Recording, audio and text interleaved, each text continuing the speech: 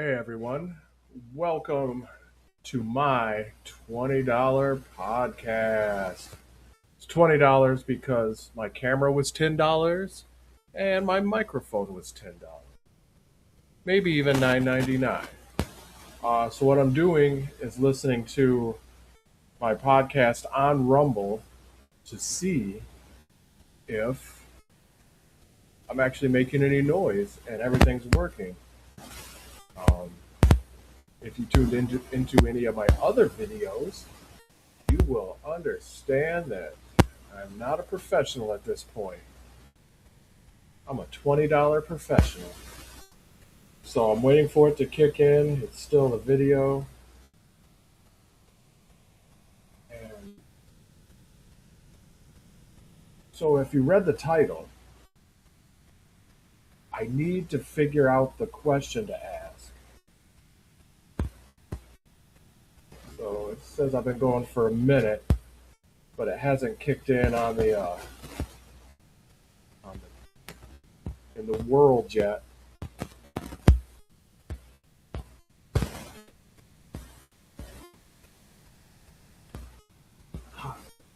Here we go.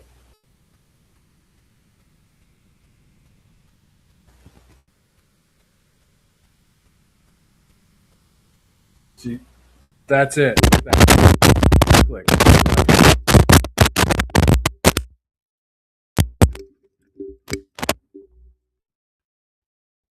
All right, so damn it. So I unplugged yeah, like maybe I just don't know about it, but what was it? Zune or whatever? Not Zune. The chat app, everyone was using for business, you could test your audio before you go live, which is all I need in this world. So, but Rumble doesn't do that as far as I know. You can't test your audio. All right, so it was right after the coffee sip. I unplugged the mic and plugged it back in, which probably sounded horrible. So I lost all my friends and followers. Probably ended the world by unplugging the mic live.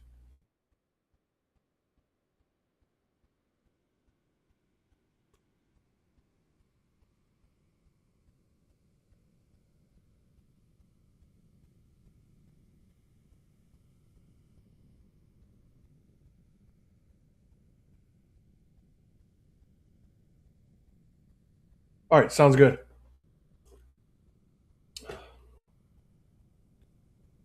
Let's light this rocket. So, um, I have been researching um Chronos, MCGA treasuries. Got this Evernorth treasury that I'm just learning about, trying to figure it out.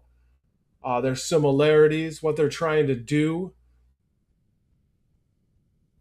and then all of a sudden, like I was covering Crow, I was excited about it. Just dropped off the map. Um,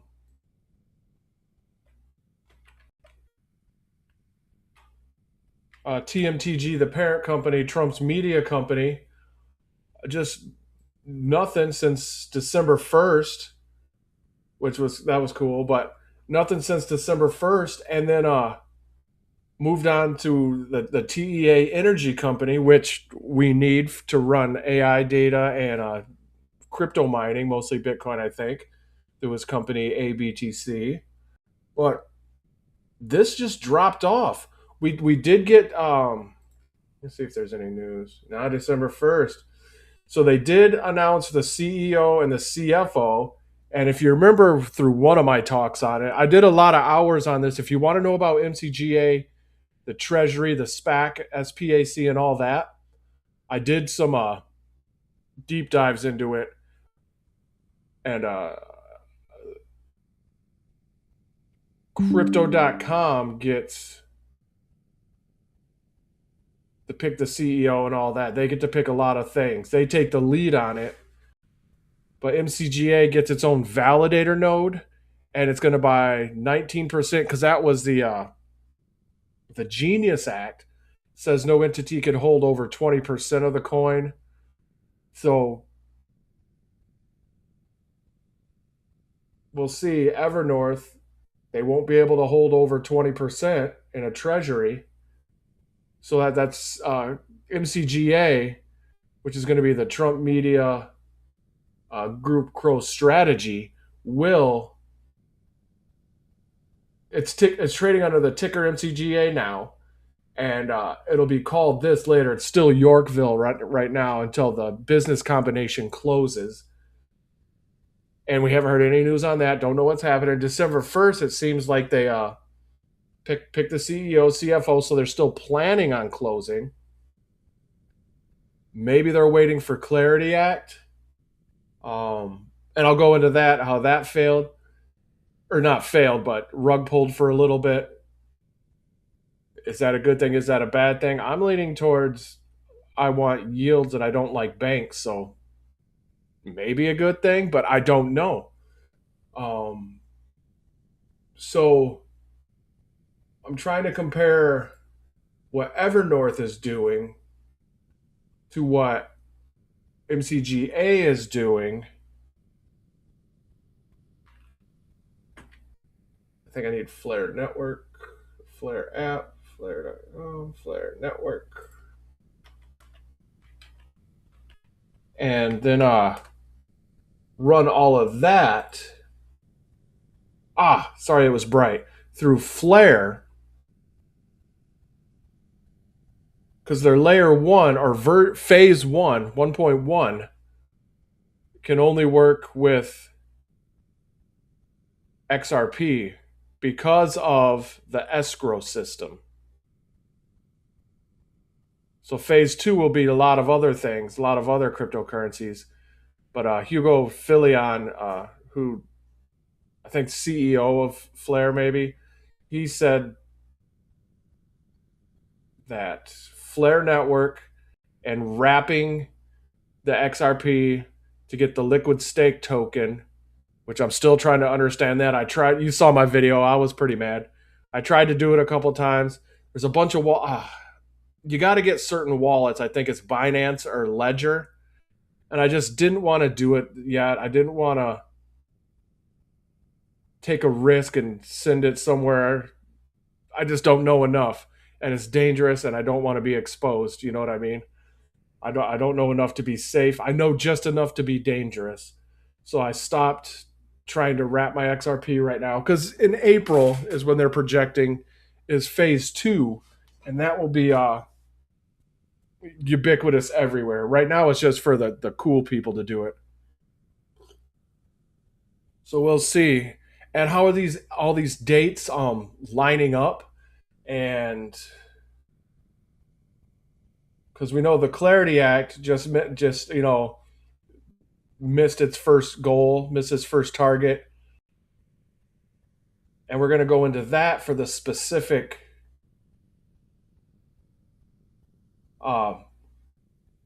terms they used for stable coins, which are backed by U.S. treasuries, to generate yield.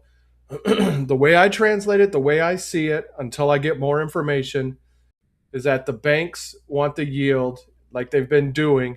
You put your money into a bank, they give you point something percent. They make 20-30% off fractional reserve lending.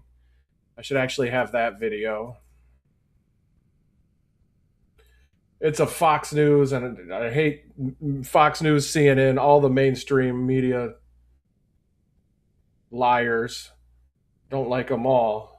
Oh, and I've heard his name a whole bunch, and I just forgot it. Coinbase.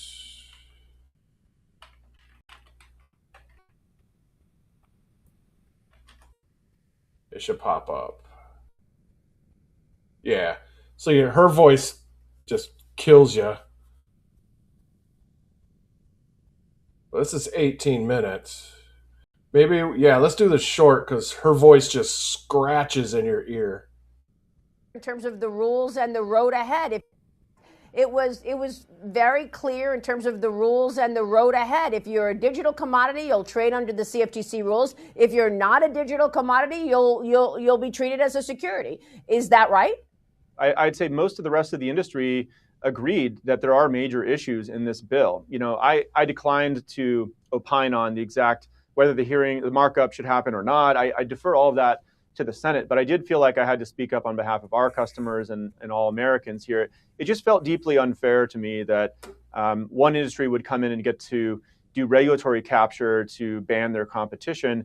They should have to compete on a level playing field, and I genuinely believe that many of these banks are actually very smart. The commercial side of the bank is leaning into crypto. They're actually doing deals with Coinbase. We're powering a lot of crypto and stablecoin infrastructure for them on the commercial side, and then their lobbying arm, comes to DC and thinks of it as very, very zero sum and is trying to kill the competition. All right, that's not it. That's the older one. The Senate Banking Committee delayed. I'm trying to avoid her voice. They're all yucky little paid talking heads, and just be nice. But they're not paid to be nice. They're paid to dig in and cause blood because blood sells. And so let me try to tee this up. So this didn't get his name again. They'll show his name. CEO of Coinbase. He was like, man, this Clarity Act, and this was like, the 16th, 17th, couple days ago. He's like, this Clarity Act, the banks are going to disable the yield, which the Genius Act that passed in July said, and I got to get the digital asset provider may not pay any form of interest or yield. So the digital asset service provider can't pay the yield. So I got to look up that definition. I'm still getting smart on this. Like, you saw the title of this talk is, I'm trying to formulate the question I should ask. It's an appeal to authority, but Einstein said, if the world was gonna end and I had 5 minutes to save it, I'd spend 4 minutes trying to figure out the right question. So that's what I'm doing here, spending the bulk of the time figuring out the question. Because in formulating my question, I have to do research. I have to do the research to get me to the point where I understand the field to ask the correct question. So 80% of problem solving is figuring out the right question to ask. So that's what I'm doing. And so digital asset service provider cannot form the interest. So, this is the Clarity Act.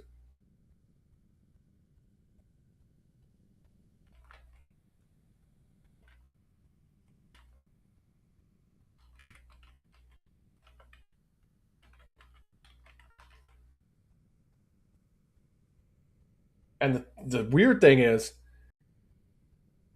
I'm still learning all this, and I know more than like 95% of humanity on this topic, and I'm just a baby on this.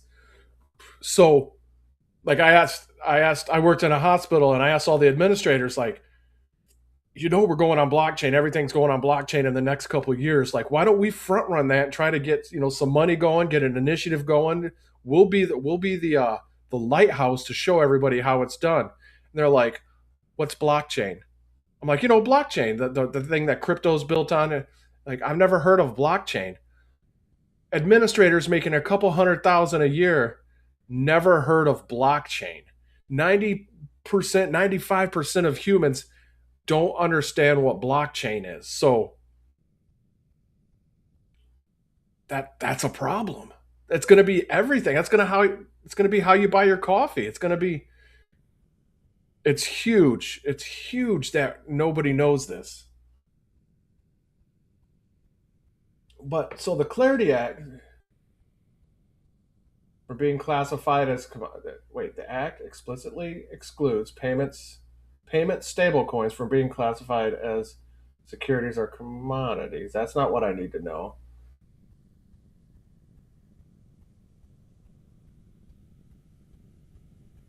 And foreign payment stablecoin issues from paying any form of interest yields to holders. solely in connection with the holding, use, retention, and payment of stake. So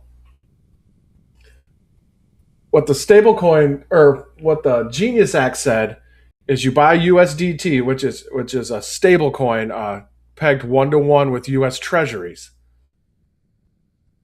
They're not banks because they don't do fractional reserve. That's and this what I'm going to circle back to is what this guy is going to talk about.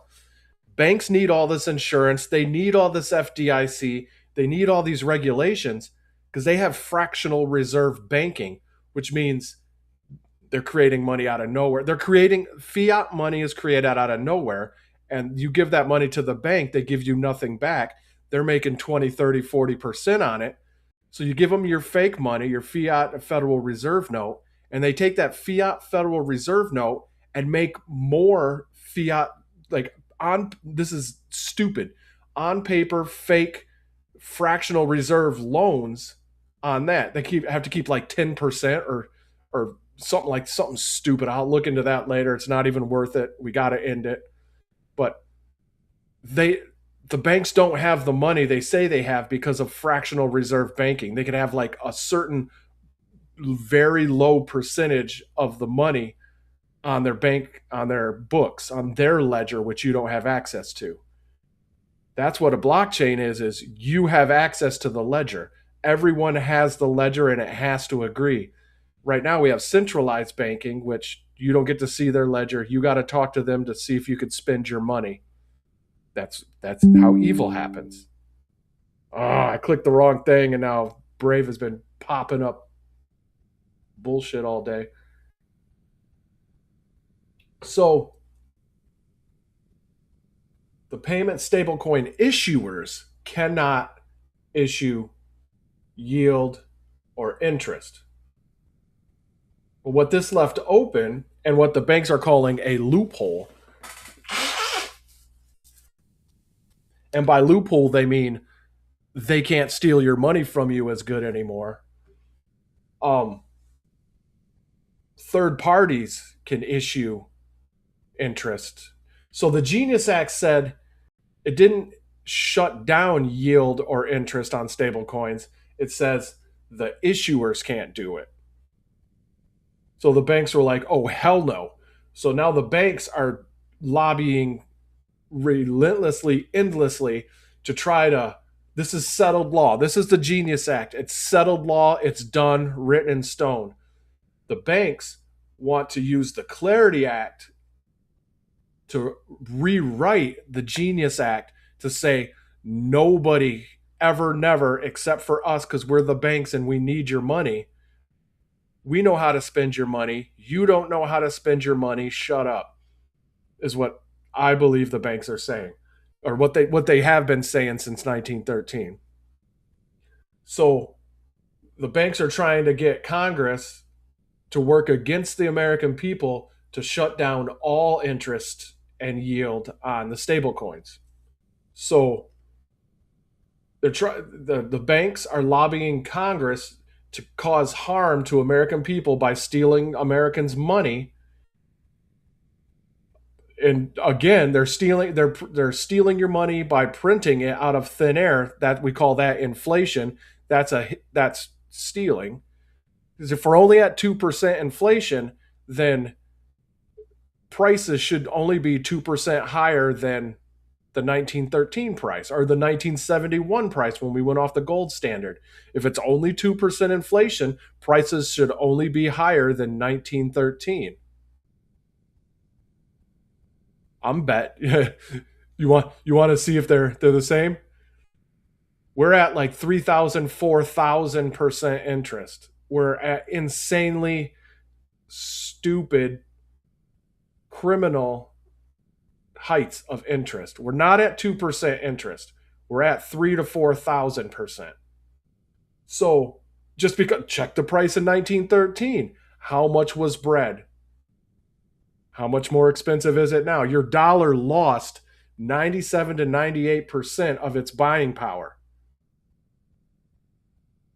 So we're almost at infinity inflation. Let's just put it that way. We're heading towards infinity inflation.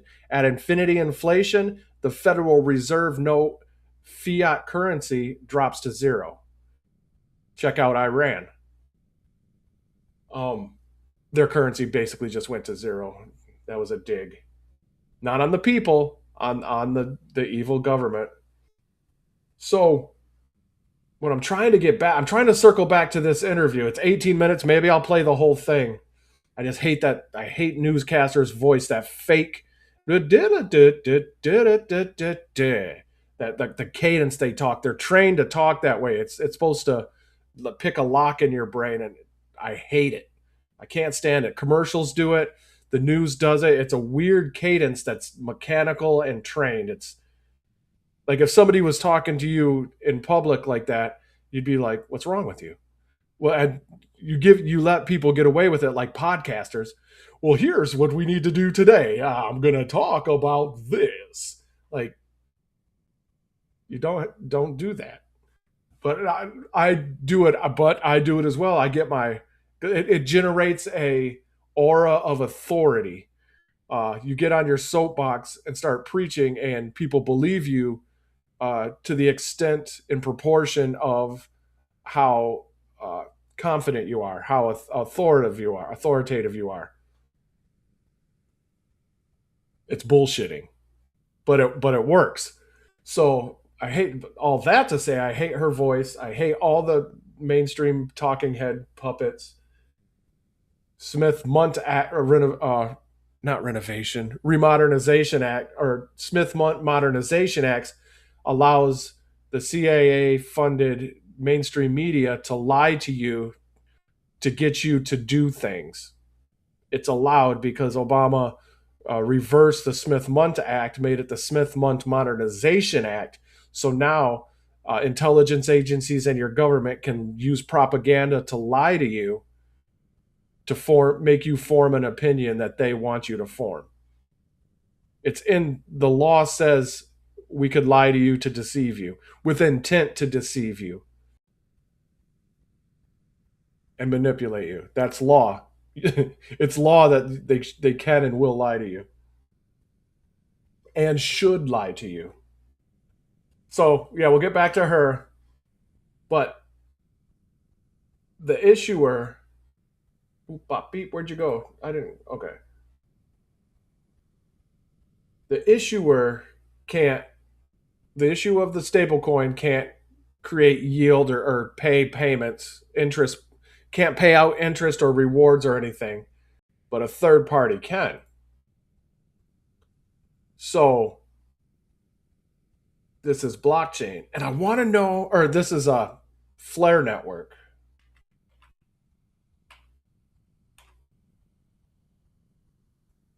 No, you suck.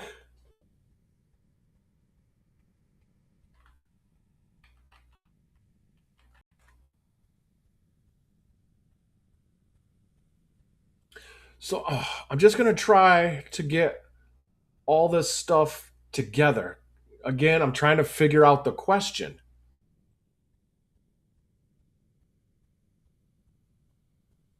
So prohibited them from interest or yield to holders solely in connection with holding. And it's owned solely like right now you put your money in a bank, they pay you a percentage. You're making interest off letting the bank hold your money. Oh my God. So I gotta shut whatever the hell button I pressed, man. Brave is acting up today. I was just trying to make it dark screen, then I went down some weird shit. So what we want, and the banks like that because with you're getting your, point something percent, maybe 1-2%, probably not. They're making your 10, 15, 8, whatever percent off your money. So banks like that because it turns out the way banks make most of their money isn't through lending mortgages, car loans. It's through the interest off just having your money because of fractional reserve banking. If you want to get angry today and see how much Congress hates you and the banks hate you, look into fractional reserve banking. That will red pill you. And that's what I think the point is. I'm rambling here. The point is to get terms like COVID. Now everyone knows what PPE is, the pandemic of policies in 2019. Now everyone knows what PPE is. Like they don't understand it. They're stupid still. And stupid by choice, not intelligence. Stupid by choice. They refuse to research. That's stupid. So third parties can. So now all you want to do is buy USDT, hold it in an account, and get interest off of it, just like the banks do. The banks are like, oh hell no, because that'll take all our money away. Yes, we hate you. So banks are fighting for their lives. The blockchain is the bank killer.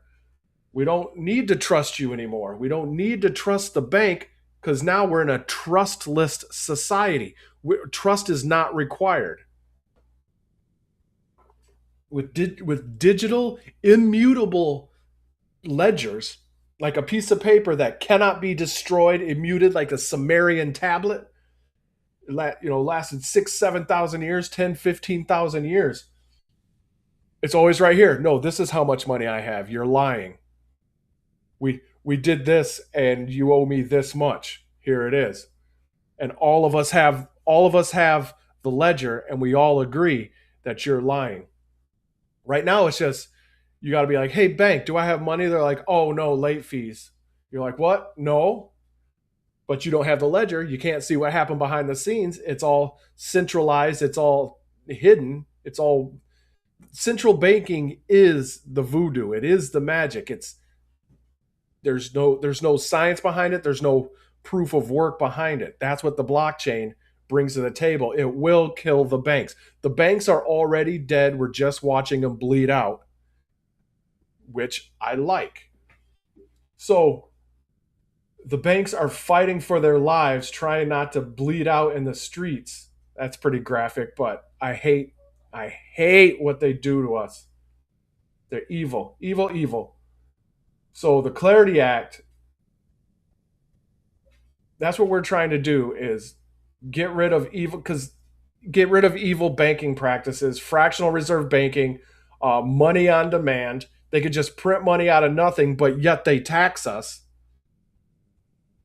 So they tax us, which takes away your money, 30, 40%. And then they print money out of nowhere, which takes another, 10, 15, 20% away. They're going to tell you 2, but it's not 2. Let me break that story. Breaking news, it's not 2%. More like 4,000 and heading up towards infinity.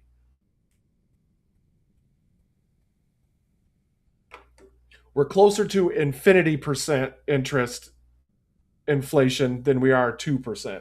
Let's just say that. So let's just get him talking. And let me wait 1 second. So the third part, so the Genius Act says the issuers can't do it, but third parties can. So we go over here to FLR. This is a third party, which I'm still trying to understand. They think they do a good job explaining it. I still don't understand it. I tried, lost some XRP. Not going to try it again till phase 2, which is April, they're saying. But a lot of people did it, and a lot of people like it. I don't get it. I guess I'm not smart enough at this point. Or if I could get it. I could just keep, sacrificing my XRP just to keep trying until I succeed. How much will that cost? I don't know. Is it a good idea? I don't know. Right now, I say it's not a good idea because I'd rather hold the asset than try to figure this out. So, and that's killing me because I'm naturally curious and I want to figure it out. And, yeah, I got it. Even if I lose a ton of money, at least I gained the experience because then I know what it is. Then I understand it, like this whole video. Then I know the questions I should have been asking. But So this is a third party, and this is for XRP right now, and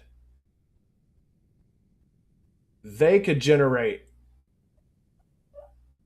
So third parties can generate yield and interest just for you holding your assets on their blockchain through liquid staking. And so that's DeFi, which I got to look more into. That I'm heading towards trying to understand DeFi. Right now, I'm trying to understand the infrastructure. Like, so Flare Network will wrap. They built it first for XRP. So that's a question. Like, why did they first and foremost focus on XRP? Hugo Fillion, which is the CEO or CIO, whatever, the talk person, said they built it to take it because of the escrow. The escrow account is big for why Flare works for FXRP and STXRP, staked XRP, which is a liquid token you have to mint. I did a video on that. And so it's the escrow part.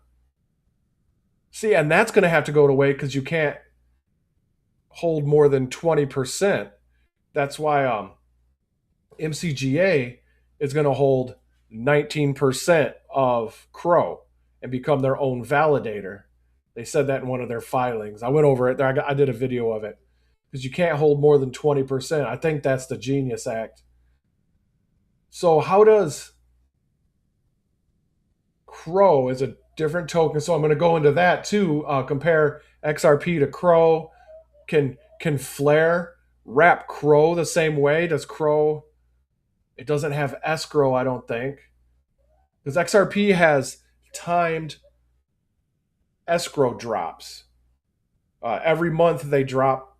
I think it's 1 billion XRP, and then they re-escrow a lot of it. Or I didn't go deep dive into that yet. Oh my god!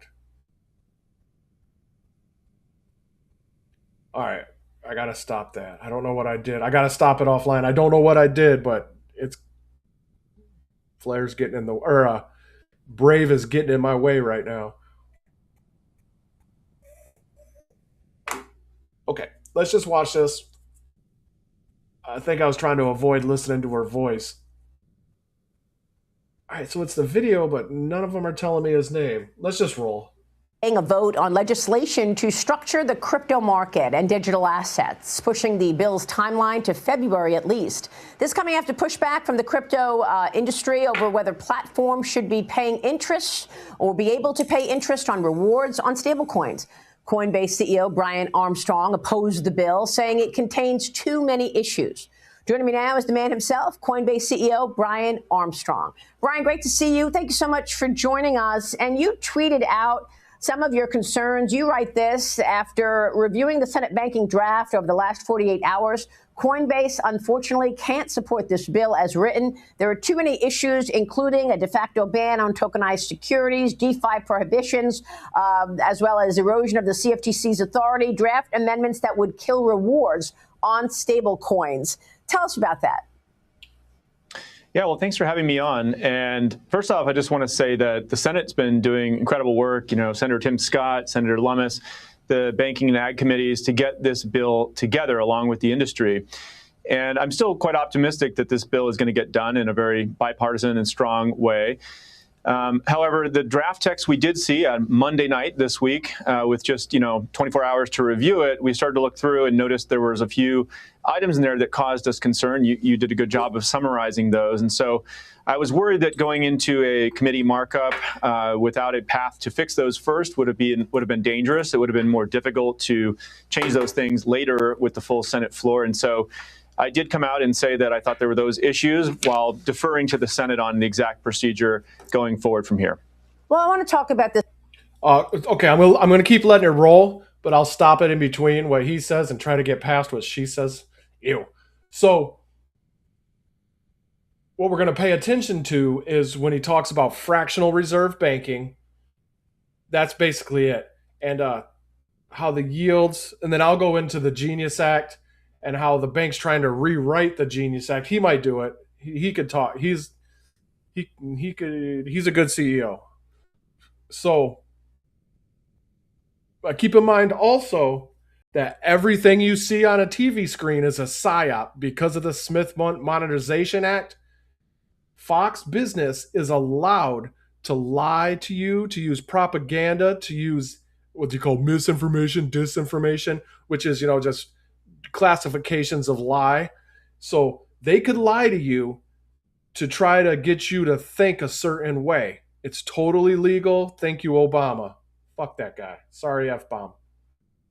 So just always have that in the back of your head.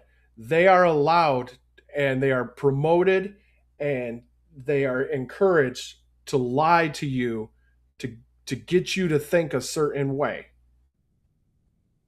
Okay. But listen to what he says about fractional reserve banking.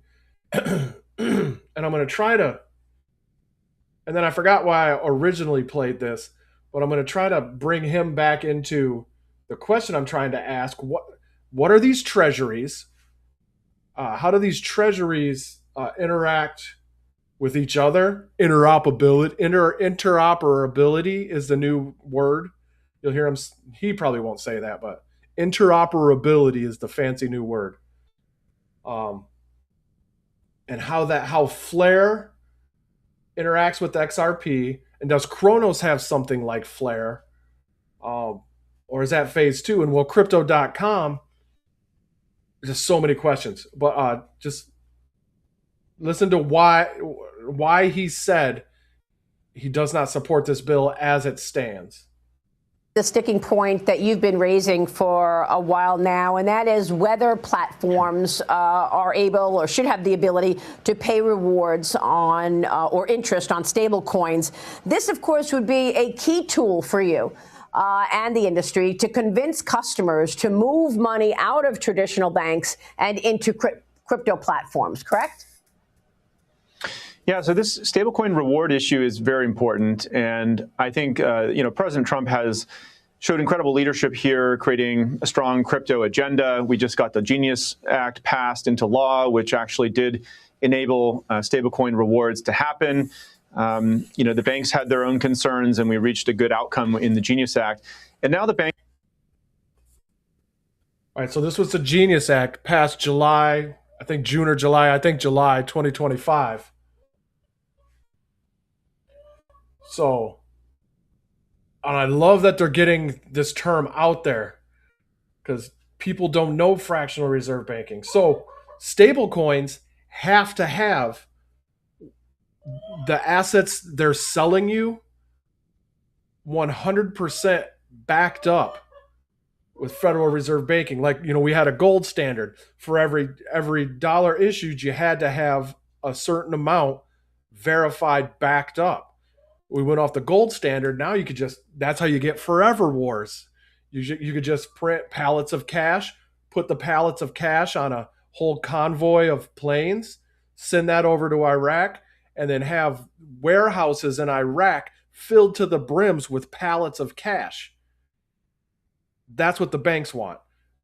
We don't want that because that cash is not backed. It's backed by you and your belief in it. That's it. If you woke up, the dollar would be worth zero. So that's why many people force themselves to stay asleep. They're like, dollar's everything I have. We have an alternative. So stable coins have to have 100% of the assets on their balance sheet backed up by something. And here it's treasuries. So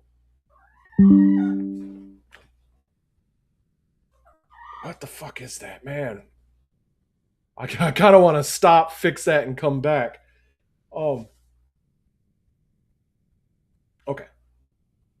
Banks really are coming and trying to undermine the president's crypto agenda. I mean, these are the same banks that, debanked him and his family, right? And they want to come in and say that Americans should not be able to actually earn more money on their money. They're trying to protect their own profit margins. taking money out of the pockets of hardworking average Americans and putting it into the coffers of these big banks that are hitting record profits. And so our view is that there should be a level playing field where banks and crypto companies can lean into stablecoin legislation as an opportunity. And that includes paying rewards to Americans so that they can earn more money on their money. But the regulations and the guidelines that the banks have to follow. All right, so right now, regulations undermine stablecoin rewards. See, that's tricky. They could still offer rewards, but we're not. We're arguing yields and interest. So they kind of, you're supposed to believe that rewards are equal and mean the same thing as yields and interest. But rewards are different than yields and interest. Your credit card gives you airline rewards. That's what they're trying to do. They're trying to break it into, like, you get airline miles. That's a reward. That's not yield. That's not interest. So that's a PSYOP. That's Smith modernization right there. Now you're like, yeah, I'm mad about stablecoin rewards. They're like, oh, okay, you could have rewards. So you get airline miles with your stable coins. That's not the argument. So right there is a perfect example of some kind of slippery slope fallacy, to where now everyone's they're smart, they're engaged in Fox Business, they're drinking their coffee. They're like, yeah, I object too because I want rewards with my stable coins. The banks are like, oh my God, fine. You get your airline miles. Meanwhile, they're taking your 30% and ruining the world. Regulations undermine stablecoin yield, stablecoin interest. See what you see. It's really sneaky. So, and the regulations they're talking about is the current Clarity Act, where it's already settled in law since July. In the Genius Act, it's already settled. But now the banks that are buying the politicians, lobbying the politicians, are still are talking to these people. So this Chiron, this statement here, was completely manufactured and curated to knock you on your heels and get you off the target. Because now we're not even talking about yield. We're not even talking about interest. We want our airline miles. But you're thinking yield and interest in your head, but you're saying rewards, which is not that. Just be careful. Follow are not going with them, right? I mean, things like, deposit insurance or other investor protections to ensure that you don't have a run on the bank. What about those guys? A run on the bank. Okay, this is where it gets good. I don't want to ruin it, but you can run on the bank. It's fine. And in a blockchain, you can run on the bank because they do have your money. That's fine. Because you'd have to spend it somewhere and it'd end up back on the blockchain. In the current banking system, you cannot run on the bank because the bank does not have your money. The bank does not hold your money. It's fractional reserve banking. So a run on the bank with a central bank, you can't get your money out because they don't have your money. Because they're required by law, they don't have to have your money. They could just use their own ledger and work some voodoo.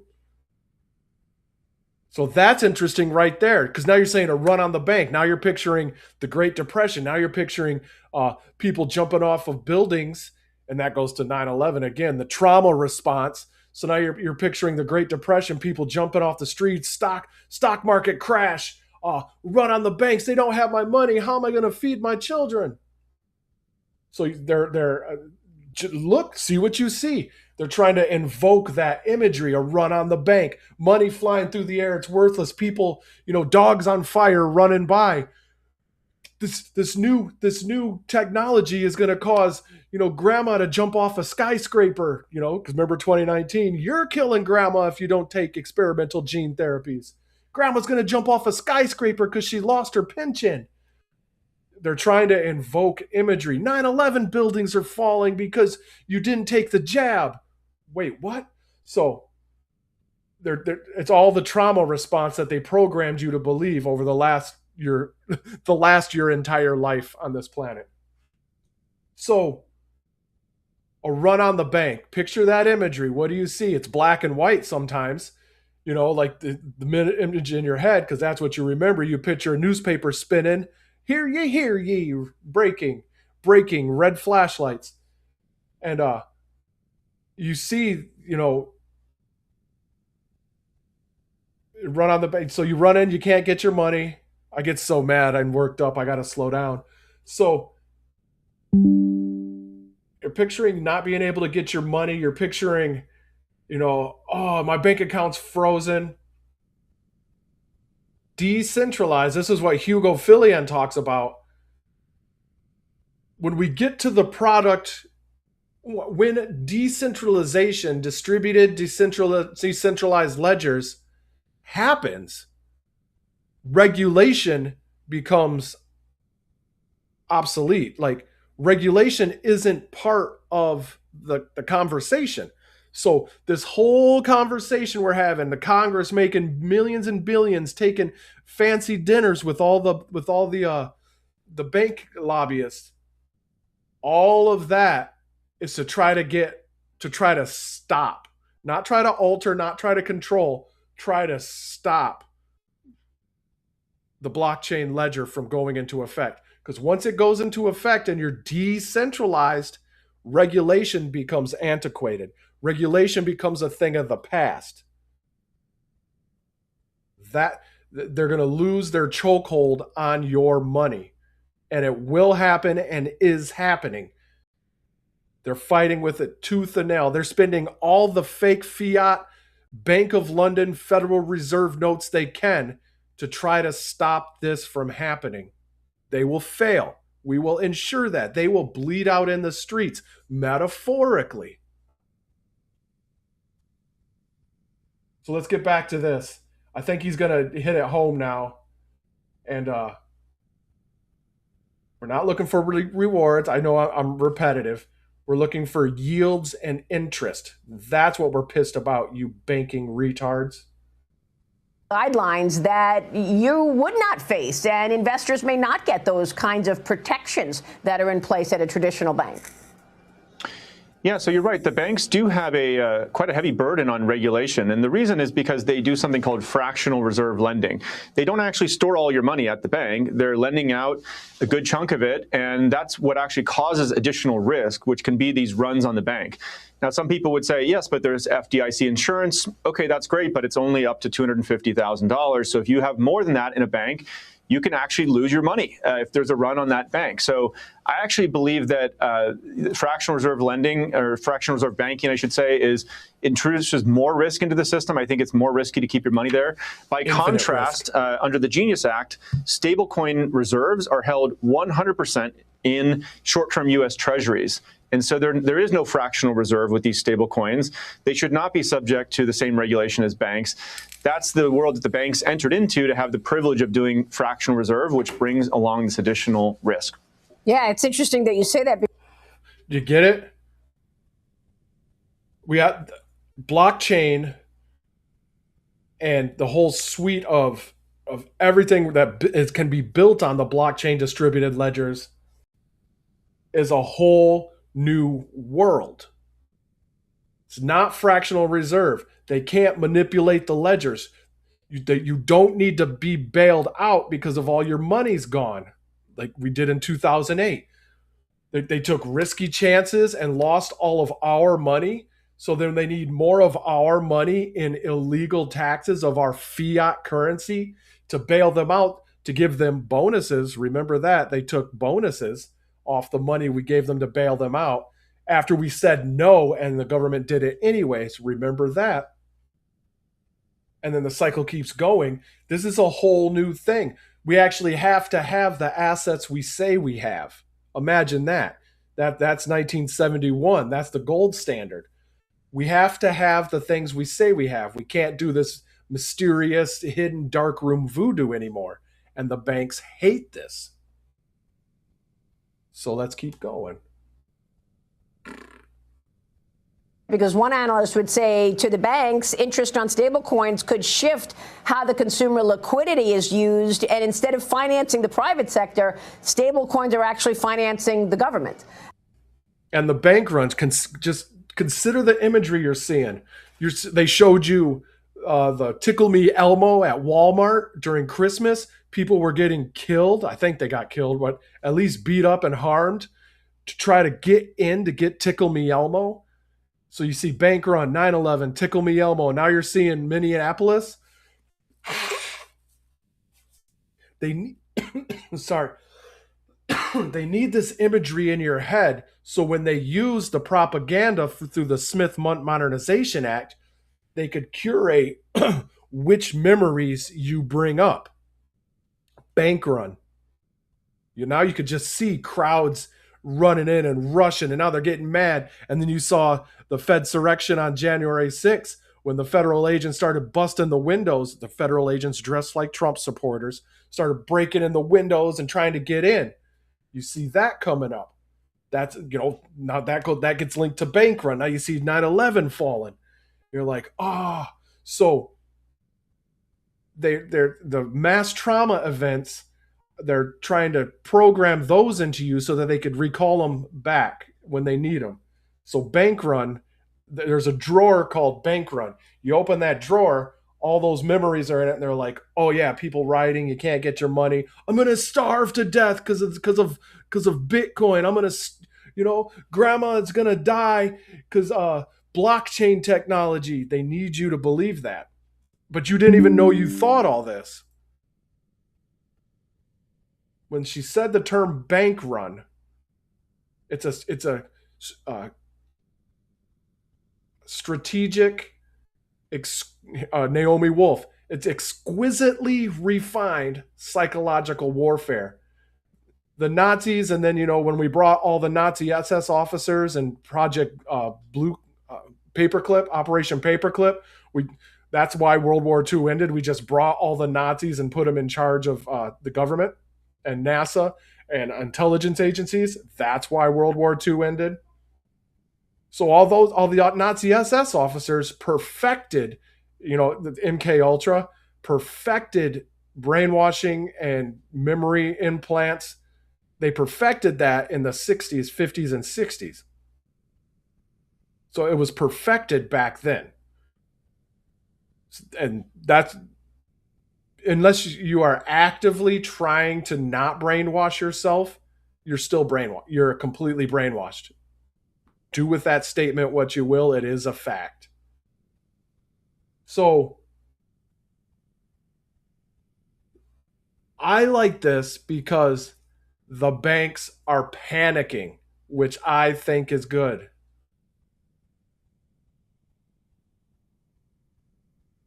Yeah, banking risks with crypto. So banking risks. The banks don't get to steal all your money anymore. The banks are risking not pillaging American citizens out of all of their money. That's the risk. The banks are at risk, but that's not what they wrote in the Chiron. Banking risks with crypto. I love it. The banks are panicking. I think that's my takeaway. And anything that makes a CEO, a banker, squeal and squirm is something I'm happy with. As the Genius Act restricts the investment of reserves to short-term Treasury securities, right? Yeah, well, Secretary Bessent, I think, has been a big proponent of stablecoins and crypto legislation. For that reason, it's creating a lot of demand for the U.S. treasuries, which is important to bring down those interest rates. But I'd say, crypto companies actually have just as much of a right to go out there and do lending. We don't do it with a bank license with fractional reserve in the way the banks do. But if customers want to opt into lending out their own money, they can do that and actually, in many cases, earn better rates than they would get through a bank. So this is really just another example of crypto updating the financial system, whether that's with payments or lending or capital formation. And the banks need to have competition, right? Most Americans, something like 87% of Americans believe the current financial system is not serving them adequately. There's all these concerns about affordability and why aren't they earning more on their actual money that they're holding in these banks? And so crypto is providing competitive pressure for the banks to improve their products. They should lean into it as an opportunity, not view it as a threat and try to convince the Senate to ban their competition. What about those banks that are getting shut out of all of this? I'm talking about community banks, smaller banks. Here's the pivot. He just said crypto is updating the U.S. financial system, and Maria just pivoted, and I love this one. He bodies her. What do they say on social media? He takes her down. I can't remember what they say, all the propaganda.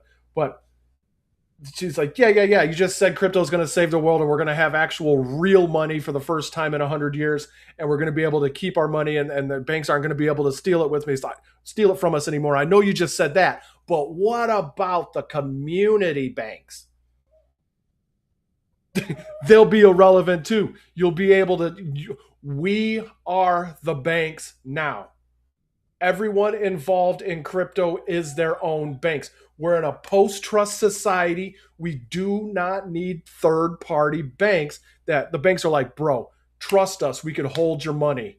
You're like, cool, because I can't keep all my money in a backpack all the time. They're like, bro, we got you. They were lying. We trusted them. We're fools. We don't need, now we can carry all of our money on a thumbstick, on a thumb drive. It's digital. We do not need banks.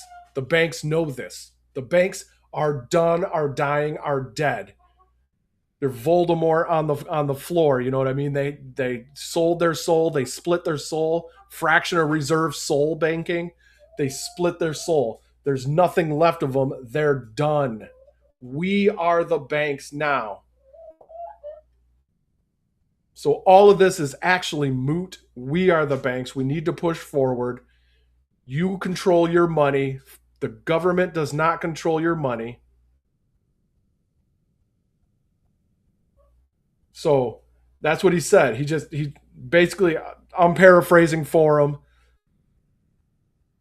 Crypto is updating the US financial system with real currency. First of all, we're going to go from fake fiat nonsense worthless currency to real currency. We're going to go from fractional reserve to where they don't have your assets to, yeah, we got your money. Here you go. So we're updating every single thing every human on this planet thinks about finance. It's all being upgraded, like infinitely upgraded, not just like version 1.1 to version 1.2. Version 1.1 to version infinity. I'm going to jump. But with fiat, we're stuck on Earth. With crypto and blockchain technology, now we could go to the galaxy. Now we could go to other planets.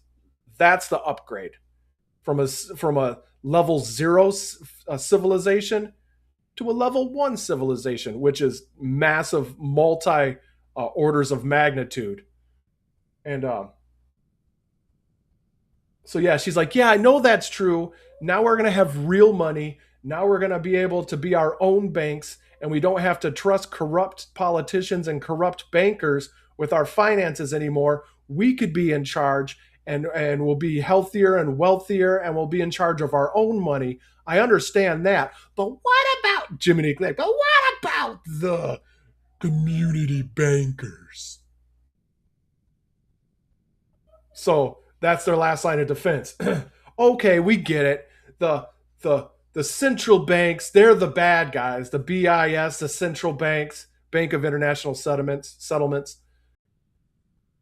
They're the bad guys. But what about the community banks? They're the mom and pop. They're the good guys, right? Here we go. Here's the PSYOP. It's a PSYOP within a PSYOP within a PSYOP. Turtles all the way down.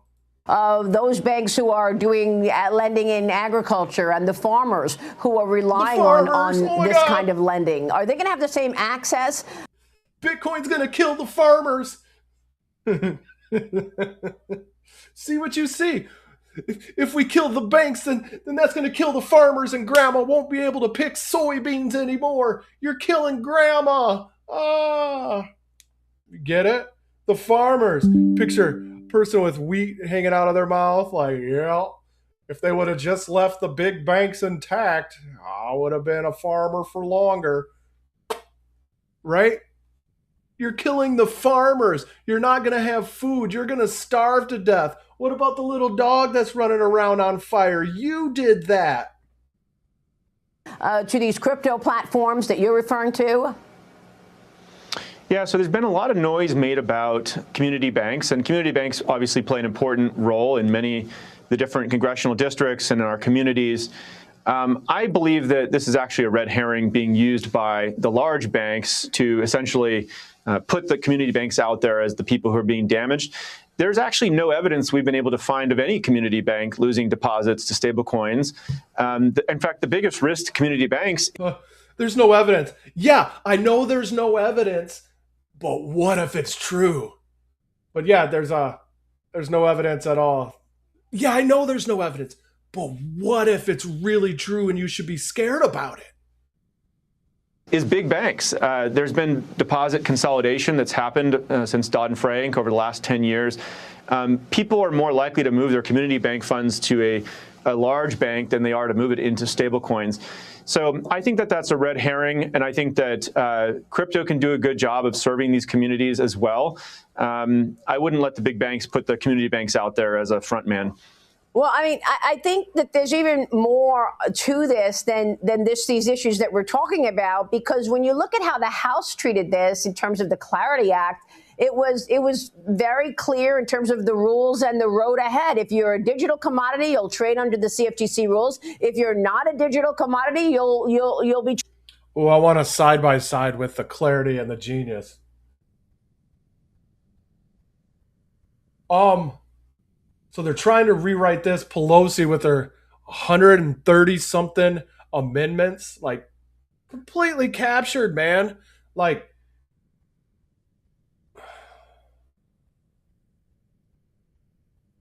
I don't know. I'm trying. The blockchain technology and crypto is built on the blockchain. Smart contracts built on the blockchain. All of this puts you in charge. You could do business with anybody, and you don't have to trust them. You don't have to trustless interactions.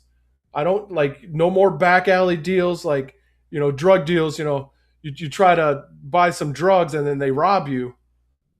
The blockchain puts an end to that. I don't need to trust you to do business with you. Here's what I'm going to give you. You're going to give me this. It's in a smart contract. Immutable, cannot be changed. Everyone has a copy of it. So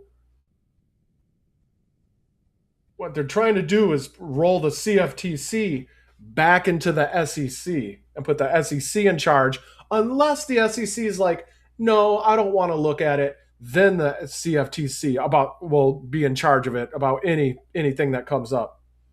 So this isn't true anymore because of the amendments.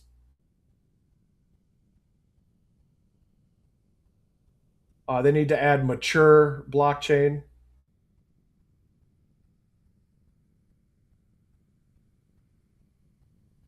Illicit use of digital assets by foreign advisors, like pallets of fiat currency put into planes and shipped over to Iraq. A study like that, like a warehouse full of pallets of $100 bills, like that kind of illicit use, like a forever war. Would that constitute illicit use? Hmm. Yes, it would. Treated as a security. Is that right? That's right. I mean, that's what Clarity did in the House, which got a strong bipartisan vote. We do feel that the CFTC and the SEC both have a role to play here, as there are crypto commodities and crypto securities, in addition to stable coins, right? And actually, one of the issues in the draft text was that it said the CFTC doesn't have as much authority anymore. Actually, all crypto assets, when they want to be listed, have to go through the SEC first, and only if the SEC declines to take it on after 60 days, then the CFTC can list it. So I just don't see how that can work. That will get shut down, but we got to be scared about it right now and pull our hair and clutch our pearls. It's because the SEC is completely captured.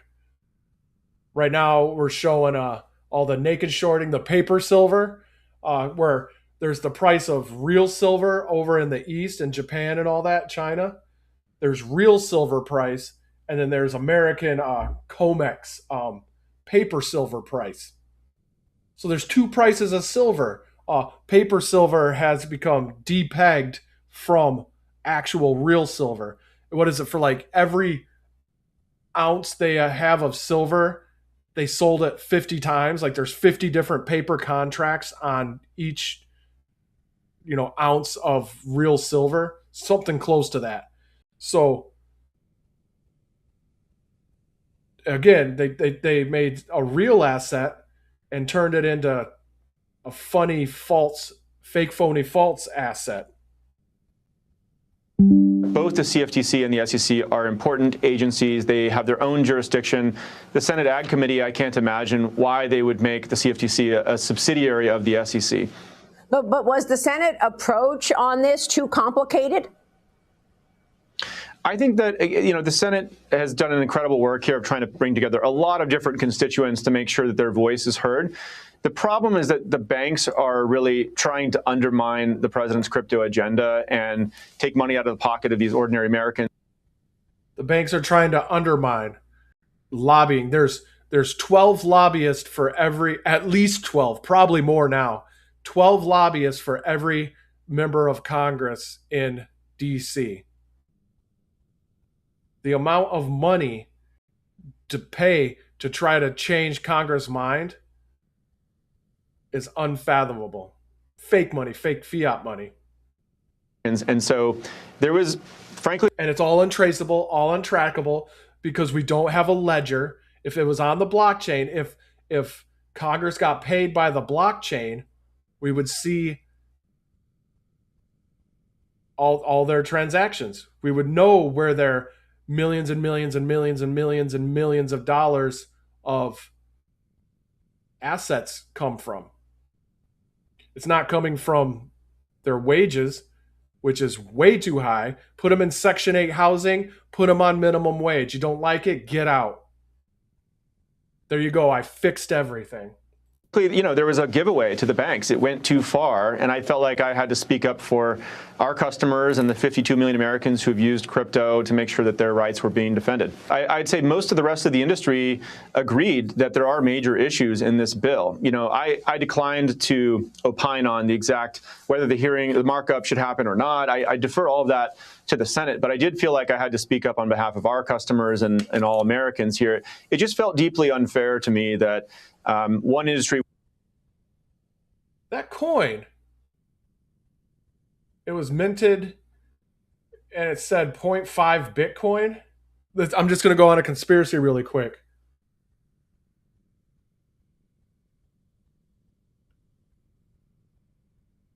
Is there a date? 2013. They minted it's fake. It's not real. Like Bitcoin isn't a coin, but if they minted a silver, half-ounce silver, which right now, what is that? That'd be like $40, give or take.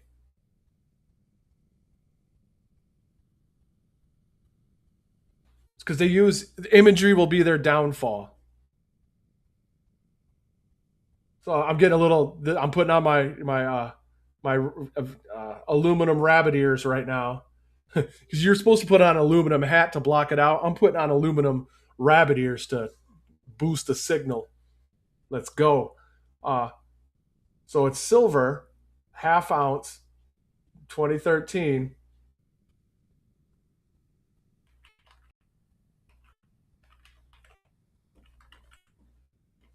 It should be $40.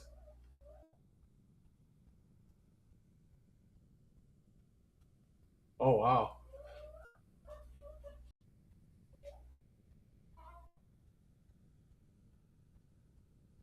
Okay, between 13 and 757. That's a jump right there, baby.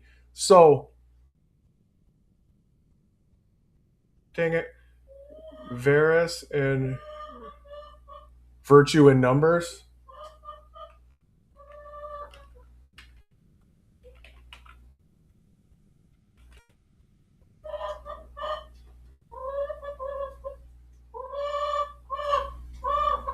Strength in numbers. Strength in numbers. I don't know what that word says. What, baby? I'm podcasting. Go eat some food or poop an egg. I don't know what that says. But this is weird. I mean, most likely it's a fake coin. Bitcoin isn't a coin. But to say half a Bitcoin is pegged to a half ounce of so that's going to make one Bitcoin an ounce of silver. Or is that a 626? No, that's a 0. So strength in numbers, so one Bitcoin is an ounce of silver. That's just weird. Why have this? Oh, what does it say in the background? Elephant. German in the background?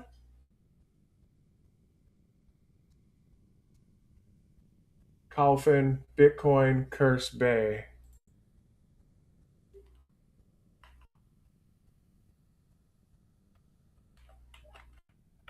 Shit, I forgot how to spell it. Curse Bay.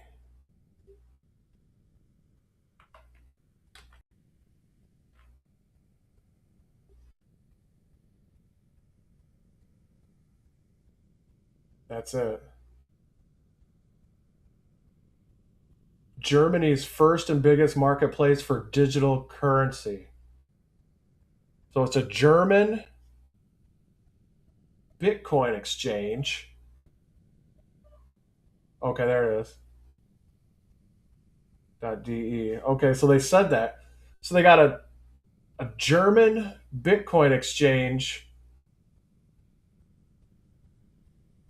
with what is this image? Like, remember, this is a psyop. Everything is curated, exquisitely refined psychological warfare.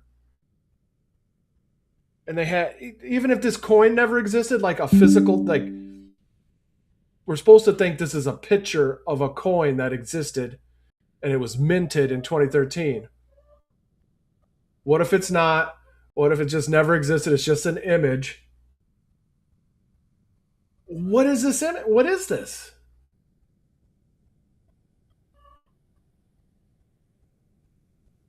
So, German Bitcoin exchange.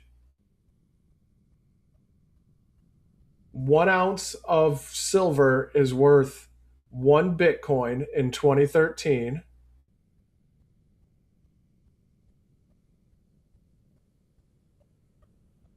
And there's a minted Bitcoin with this umbrella in the background.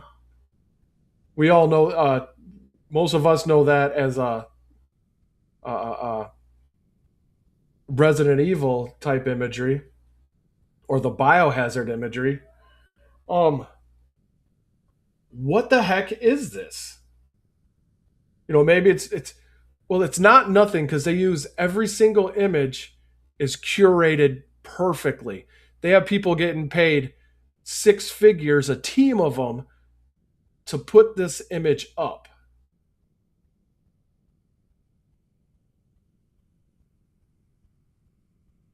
This is it again. Wait, look, it's not the same image. It doesn't have this thing.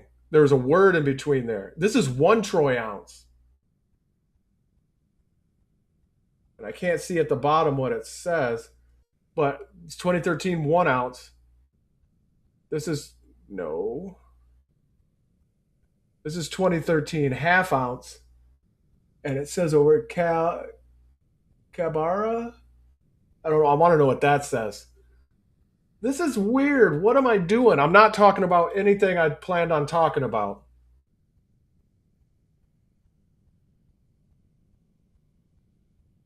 So Bitcoins aren't minted coins.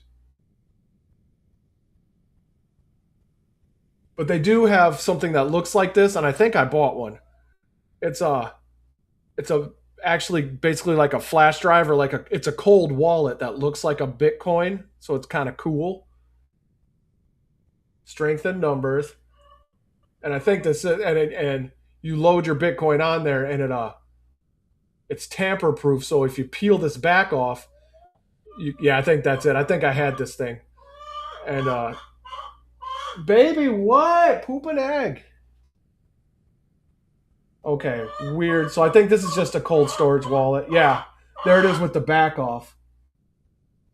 You rip the back off like kind of like a thick foil, and then you get the code to where you could redeem your Bitcoin back off. So you can't, it's cold storage offline. You can't redeem it unless you destroy this coin basically, and there's a QR code right here after you destroy it, which is a cool idea. And it looks like a Bitcoin, so you're having fun. You can put 20 bucks on there, give them to your grandkids and all that. Really cool. I want to know what that word says.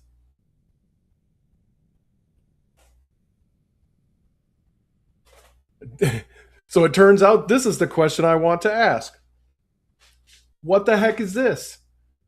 Why do they have an image of a German stock exchange with a coin that has a weird word I don't know, whatever that is, Cabara,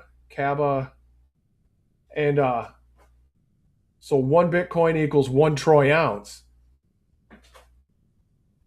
of silver.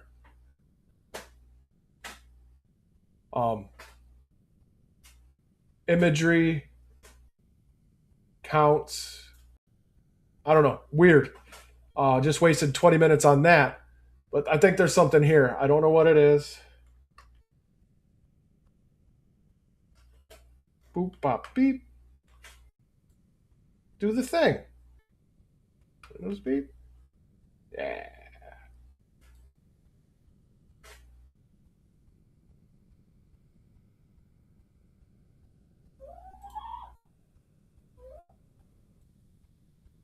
Okay. Future research. Something weird's there. All right, let's go ahead and finish I defer all of that to the Senate, but I did feel like I had to speak up on behalf of our customers and all Americans here. It just felt deeply unfair to me that one industry would come in and get to do regulatory capture to ban their competition.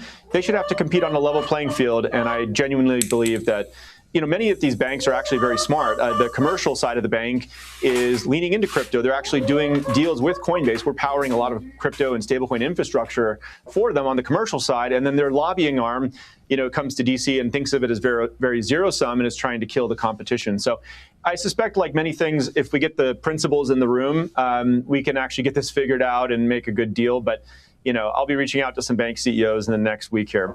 So you would be comfortable with that rewards item where you're able to pay rewards as well as the same amount of guidelines that the banks face in terms of investor protection and insurance on deposit. Would you be comfortable with having that kind of a regulatory framework for crypto platforms that the banks face as well? Well, I think banks should be able to pay interest and yield on their deposits. That's something that they're able to do with their license. But again, their license is primarily there because they're doing fractional reserve lending. They don't actually have all your money there. And so that's what creates all that risk. I think there's nothing prohibiting us currently, for instance, of paying rewards on stablecoins, nothing prohibiting us from allowing customers to opt into lending out their funds if they want to earn higher returns. You don't have to be a bank to allow customers to lend out their funds when they opt into it. It's doing it without their permission, essentially, with fractional reserve lending. That's why you need a bank license. Brian, let me switch gears and ask you about the company and your expanding breadth of products and the expanding breadth of the platform, executing on the everything exchange, prediction markets included, as well as stablecoin payments, as we've been talking about, and self-custodial wallet. Where does the growth at Coinbase come from just in the next 3 years, would you? So they don't get it. She obviously doesn't understand, and her questions were picked on purpose, curated, exquisitely refined, psychological warfare. She's not paid to understand things. She's a talking head. She's paid to parrot talking points. Bruh, I'm so chill, bruh. Bruh, I'm the future of everything, bruh. Dang it.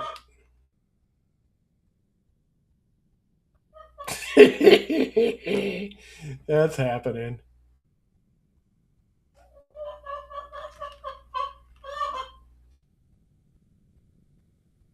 Next screenshot achieved.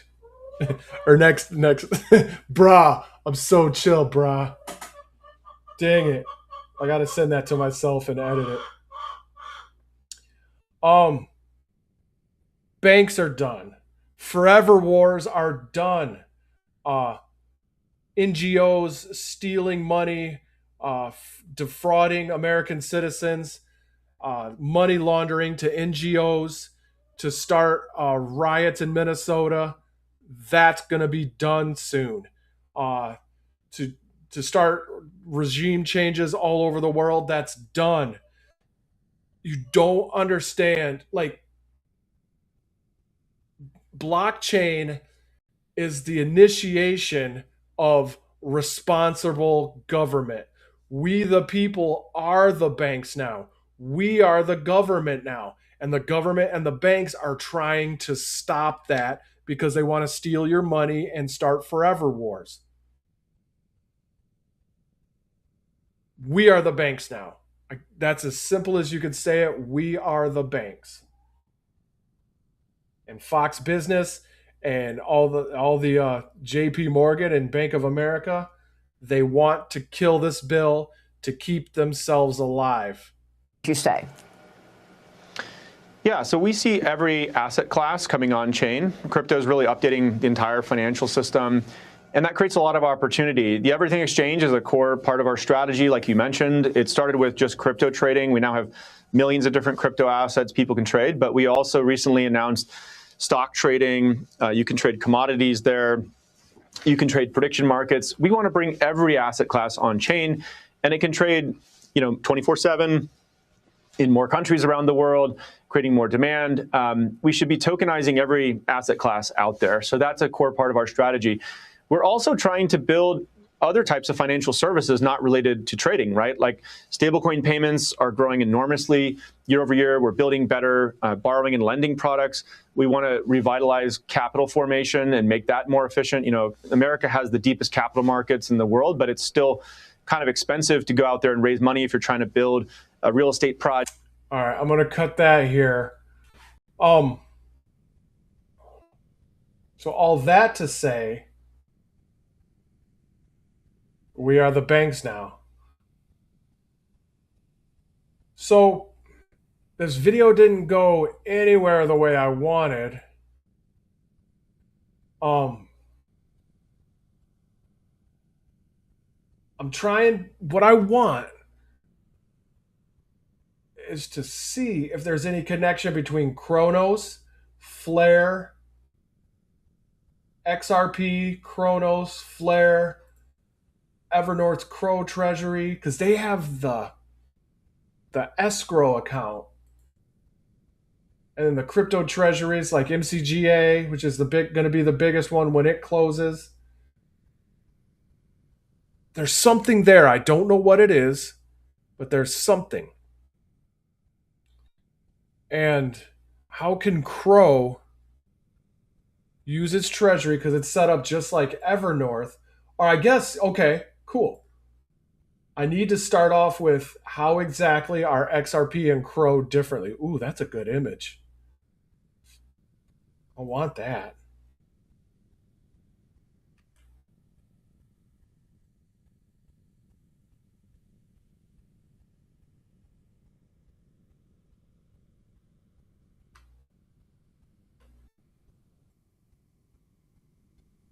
Um,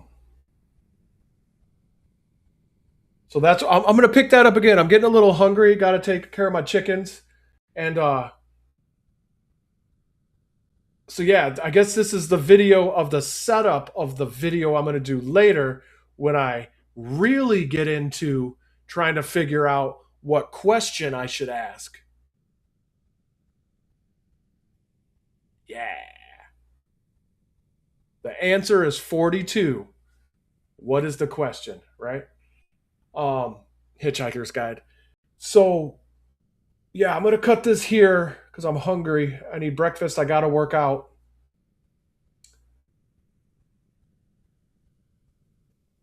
But for my own questioning, I need to know what the dots are. Even if it's just a couple strands connecting these things, what is it? Because right now it seems in my head that this CRO strategy, it's just was left out there drifting in the ocean. It's just sitting there doing nothing. And that's obviously not true because it's billions of dollars already, or at least a billion, and it's going to be 5 more billion in a line of credit coming up once it closes. So my guess has been for the last couple months is that it's waiting on the Clarity Act for regulatory clarity to let the monsoon in, and once it let the monsoon of liquidity flow in, because once there's regulatory clarity, then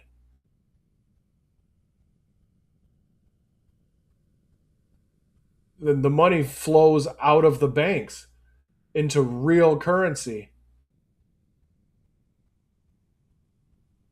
because you don't want fractional reserve, because then you don't have, oh, I'm doing that next, fixing that. Anything that operates on a fractional reserve basis is guaranteed not to have your assets on hand or in their control.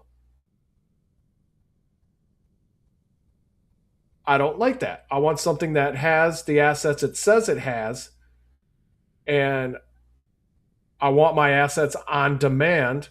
I want to gain yield and interest off of them. Banks don't do anything of that for me, so I hate banks. But yeah, this is my next big question. I'll try to focus on this next time and not go so sporadic. Um, but once I get the question, then I become laser focused. Then I know exactly what to research, exactly what to do. Right now, I'm like shotgun. Like, I don't know what to look for. I don't know what if there's connections. Where are there are connections? There's connections somewhere. I know it, and I gotta find them. But once I get the question, boom, you get your research question. That's laser focus. That's when the digging the industrial digging begins. It's like you're surveying. You're like, you don't bring out all the equipment to dig a mine if you don't know where the mine's at. You got to send out the surveyor first, and he has to cover a bunch of ground penetrating radar to try to figure out, okay, where's the mine, where's the ore deposits, where's the silver, where's the whatever I'm looking for. Once he finds a possible place, gets the graphs verified, double check, then you bring out the big equipment, and that's when you start the massive digging. So that's what I'm doing now. I'm surveying. I'm trying to see where's the vein at? Where's the ore vein? Where's the mine at? You know, where's the deposit? Where's the oil down here? Got to find it. So that's what I'm doing. I'm trying to find where the thing is to mark it, get the big excavators in after that. Once I got my question, that's when I bring in the big excavators. So this is what most researchers kind of do it this way. I got my own little flair. Maybe you like it, maybe you don't. But this is the behind the scene things. This is the 80% you don't see as a consumer, as somebody who watches videos and doesn't make them, as like somebody that doesn't create videos. Good videos are like 80% behind the scenes. So I'm breaking down that wall and just showing you the hidden 80%, which is usually pretty damn boring. And you go down, like the surveyor goes over to this place, he might spend a week surveying that area. There's nothing there. He just went down, what we say, went down a rabbit hole and there was nothing there. That's the part I'm bringing to you. So this is where I'm going to pick up next time, maybe an hour or so. Stay tuned.